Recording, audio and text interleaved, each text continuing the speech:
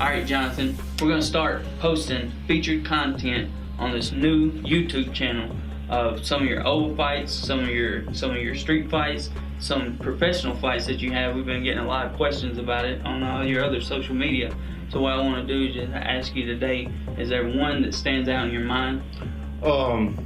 I've had several challenge matches. That's why I don't think I'm like the typical professional MMA fighter for a lot of different reasons. But all these challenge matches that's happened over the years, there's probably been 20 or 30 of them that's popped up, and people have challenged me to. Usually they take place in people's backyards and things, but sometimes they're in gyms. And we do have videos of probably 6 or 7 of them, I think, that we're going to post on the page. But the last one we happen to have is one that took place a couple years ago, I guess, and I won't mention any names because the guy turned out to be a good guy. But one day I was sitting at a friend's house watching the UFC, and I had my phone on my lap, and it just started going nuts. Message after message after message from this person that he wasn't on my friends list or anything, and it kept saying, you know, I'm overrated, I suck, he could beat me, he wants to show how good, you know, how terrible I am. Typical stuff that you get on the internet from people that are random, and there's no consequences to saying things on the internet, so people tend to do it. But so I let them go. I kept putting my phone down and thinking that, because usually I just let stuff go when things like that happen on the internet. But it kept going, and I mean, this is like 20, 25 messages maybe. Wow. So finally I responded, and I said, well, where do you live at? I think he lived in Oklahoma. I want to say Oklahoma for some reason. I think that's where he lived at. And he said he'll drive into Tennessee to do this fight, right? So it ended up he was coming to do a Brazilian Jiu-Jitsu seminar that was in a town nearby where I live at. So I agreed to it, but I said, look, you've got to put up something, because there's no benefit for me just going to whoop somebody that was not a fighter or anything. I think he just trained in traditional martial arts. So he came up, he said he'd come up with a couple $100. I said I would match it, and the winner would get the pot, right? So I told maybe 3 or 4 people that, you know, I'm friends with, that I was going to do this.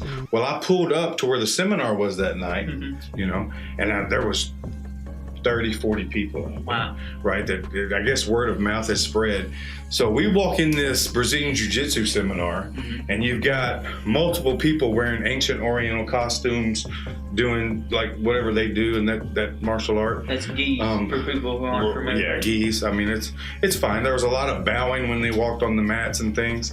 But so us 30, 40 guys, street guys, walked in, and so you could see everybody's face at this seminar. Everything changed, but the seminar ended, and we waited, and I stretched and got warmed up, and the guy brought his fight gear and everything, and he started putting on shin guards and boxing gloves, and one of my people came over and said, what's this guy, he's putting on all his stuff right here. So I went over and I squared it away that it was going to be strictly under MMA rules with 4-ounce gloves and all that. I guess we could call it sparring. But I could tell, as soon as I seen the guy, I could tell, like, it's a typical internet guy, right? He might be a nice enough guy. He said he had been drinking the night he challenged me on the internet and stuff, but you could tell, like, you could tell he wasn't a fighter. I don't know how to say it, but yeah, he wasn't a fighter. So I wanted to take it easy on him once it started, right? So I thought I could make him quit just by throwing a couple leg kicks and maybe some body shots, and he'd quit from that. But he didn't. He didn't quit from that. So eventually I had to throw something to his head to get it over with, because I felt like he was going to end up taking more punishment if I didn't just end it quickly. But we've got the video to it, and we're going to post it. And I guess we're going to post these ever so often on the YouTube page. But here's the first video that we're going to post. It's a challenge match that took place maybe 3 or 4 years ago, maybe. You guys enjoy.